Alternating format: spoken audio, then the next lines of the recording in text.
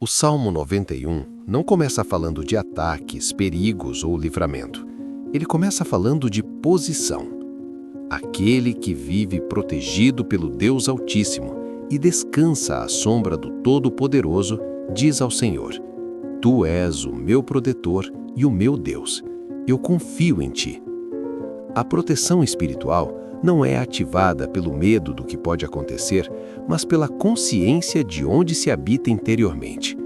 Psicologicamente, isso revela um princípio profundo. A mente que descansa não reage impulsivamente, ela responde com clareza. Espiritualmente, esse descanso não é passividade, mas alinhamento. Hermeticamente, é a lei da correspondência. Quando o interior se organiza, o exterior se ajusta. O texto bíblico não promete ausência de ameaças, mas presença constante de Deus no meio delas. Ele o livrará de todos os perigos e o protegerá de doenças mortais. Essa promessa não opera como mágica, ela opera como estado de consciência sustentada pela fé ativa. Quando o Salmo afirma que Deus cobre com suas penas e abriga debaixo de suas asas, há uma linguagem simbólica poderosa. Proteção não é isolamento, é pertencimento. A psicologia moderna confirma que pessoas que se sentem pertencentes e seguras internamente lidam melhor com crises externas. O estoicismo chamaria isso de fortaleza interior. A Bíblia chama de refúgio. A fidelidade dele será o seu escudo protetor. Não é a força humana que sustenta a vida, mas a constância em confiar. O medo noturno, as ameaças invisíveis, a ansiedade antecipatória, tudo isso perde força quando a mente repousa naquilo que é eterno. Você não terá medo dos perigos da noite nem dos ataques durante o dia. Aqui não há negação da realidade, mas transcendência dela. Existe também um princípio espiritual claro. Proteção acompanha a identidade. Eu o protegerei, pois ele me ama e conhece o meu nome. Conhecer o nome, biblicamente, é reconhecer a natureza, o caráter, a essência de Deus. Na linguagem da consciência, isso é coerência interna. Quando o indivíduo vive dividido, ele se fragiliza. Quando vive alinhado, ele se fortalece. Até a física quântica aponta que estados coerentes geram padrões estáveis. A fé funciona de modo semelhante, ela estabiliza o campo interno. Por isso, a promessa final não fala apenas de livramento, mas de plenitude. Eu lhe darei vida longa e lhe mostrarei a minha salvação. Vida longa aqui não é apenas tempo cronológico, mas profundidade de existência. A própria Bíblia ensina que nenhuma verdade espiritual se manifesta sem concordância. Se 2 de vocês concordarem na terra a respeito de qualquer coisa que pedirem, isso será feito pelo meu Pai que está no céu. Se essa mensagem ressoar dentro de você, declare essa concordância. O que se confirma na terra se alinha ao céu. Quando o Salmo 91 fala sobre livramento de laços, armadilhas e pestes, ele está apontando para algo que vai além do visível. Muitas das prisões que limitam a vida humana não são externas, mas internas. Padrões mentais repetitivos, emoções não resolvidas, crenças herdadas e decisões tomadas em estados de medo. A psicologia chama isso de condicionamento. O estoicismo chama de escravidão às paixões. A Bíblia chama de laços. Ele o livrará das armadilhas do caçador e da peste destruidora. O caçador, simbolicamente, não é apenas alguém externo, mas tudo aquilo que observa nossas fragilidades para nos capturar por dentro. Toda vez que uma pessoa reage automaticamente sem consciência, ela reforça um laço invisível. Espiritualmente, as amarras não se rompem apenas com desejo, mas com lucidez. Por isso o texto diz que a verdade de Deus é escudo. Verdade aqui não é informação religiosa, é percepção alinhada com a realidade divina. Jesus afirmou: Vocês conhecerão a verdade e a verdade os libertará. Libertação não acontece quando se ignora o problema, mas quando se enxerga com clareza. A mente confusa é terreno fértil para o medo. A mente clara é terreno fértil para a fé.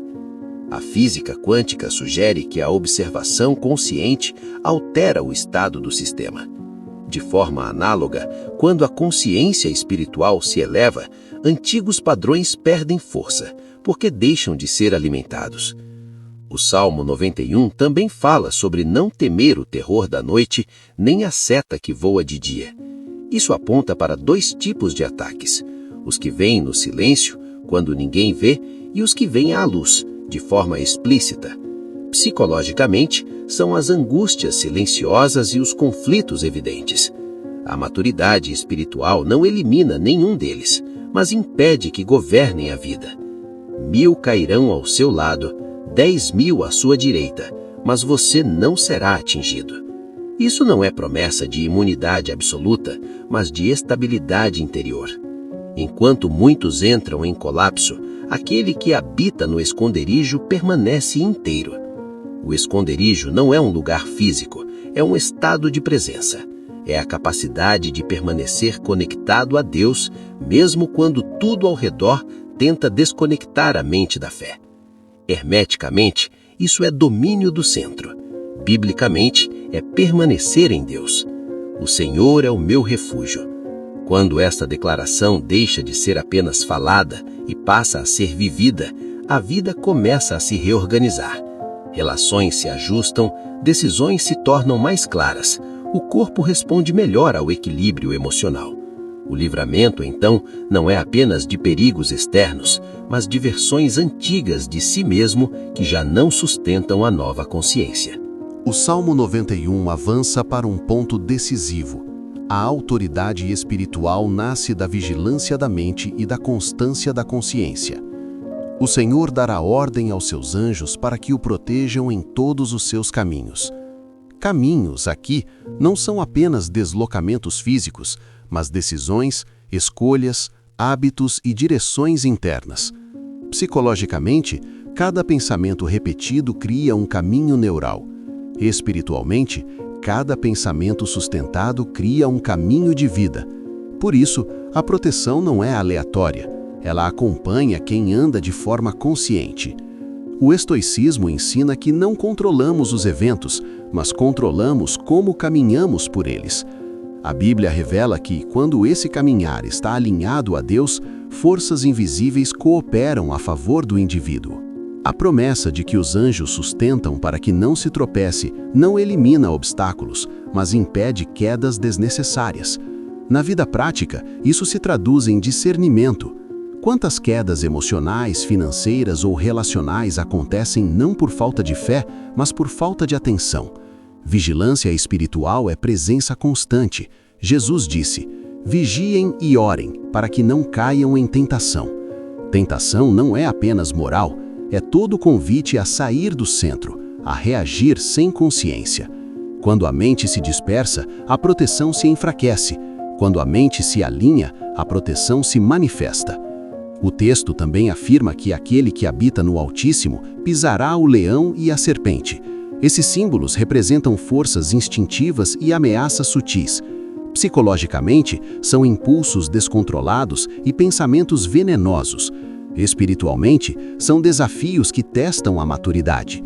Pisar não é destruir com violência, mas atravessar sem ser dominado. O domínio próprio, citado na Bíblia como fruto do Espírito, é também uma virtude estoica central. Ele não nasce da repressão, mas da consciência. Quando a pessoa deixa de lutar contra si mesma, ela passa a governar a própria vida. Existe ainda uma chave profunda no final do Salmo. Ele me chamará e eu responderei. Estarei com ele na angústia. Deus não promete ausência de angústia, mas presença dentro dela. Essa é uma das verdades mais maduras da espiritualidade cristã. A dor não é sinal de abandono, muitas vezes é campo de lapidação. A psicologia chama isso de ressignificação. A Bíblia chama de glória futura. Eu o livrarei e o honrarei. A honra não vem antes da travessia, mas depois da fidelidade no processo. Se essa reflexão está fortalecendo sua caminhada, permanecer conectado a esse espaço sustenta um ambiente onde fé, consciência e clareza continuam sendo cultivadas. A constância é uma forma silenciosa de oração, e o crescimento verdadeiro acontece quando a mente, o espírito e as escolhas começam a caminhar juntos. O Salmo 91 se encerra revelando que proteção não é apenas algo que se recebe, mas algo que se incorpora. Eu estarei com ele na angústia, vou livrá-lo e lhe darei honra. Essa honra não é reconhecimento externo, mas integridade interna. É o estado de quem atravessou o processo sem perder a essência. Na psicologia profunda, isso é chamado de individuação. No estoicismo, de virtude consolidada. Na Bíblia, de maturidade espiritual. Deus não promete um caminho sem tensão, mas uma consciência que não se fragmenta sob pressão. Quando a pessoa entende isso, ela deixa de pedir apenas livramento e passa a buscar alinhamento. Há uma mudança sutil, porém decisiva, quando a fé amadurece. A pessoa para de reagir contra o mal e começa a sustentar o bem. Com vida longa eu o satisfarei e lhe mostrarei a minha salvação. Vida longa aqui não se resume a anos acumulados, mas a uma vida com sentido, coerência e paz interior. A física quântica nos ensina que sistemas coerentes perdem menos energia. Espiritualmente, uma mente alinhada com Deus desperdiça menos força vital com medo, ansiedade e conflito interno. A proteção se torna consequência natural desse estado. O Salmo 91 não cria pessoas isoladas, cria pessoas estáveis. Pessoas que vivem no mundo, mas não são governadas por ele. Pessoas que enfrentam crises, mas não se definem por elas. Essa estabilidade se transforma em legado. A casa muda quando alguém muda por dentro. A família sente quando alguém passa a ser abrigo em vez de tensão. O ambiente espiritual se reorganiza quando uma consciência decide habitar no esconderijo do Altíssimo. Nenhum mal lhe acontecerá e praga nenhuma chegará à sua casa. Isso não é superstição, é princípio. Onde há ordem interior, há menos espaço para o caos. Chegar ao final desse salmo é entender que a maior proteção não é contra o mundo, mas contra a desconexão interior. Quando o ser humano se afasta de Deus, ele se fragmenta. Quando se aproxima, ele se integra. O esconderijo deixa de ser um pedido e passa a ser um lugar habitado diariamente, através de escolhas conscientes, pensamentos vigiados e fé aplicada à vida real. A salvação, então, deixa de ser apenas futura e começa a ser vivida agora. Se essa verdade te construiu, permita que ela alcance outras vidas. Compartilhar também faz parte do propósito quando algo toca a alma. Luz não foi feita para ficar retida. Quando algo gera clareza em você, dividir isso amplia o impacto.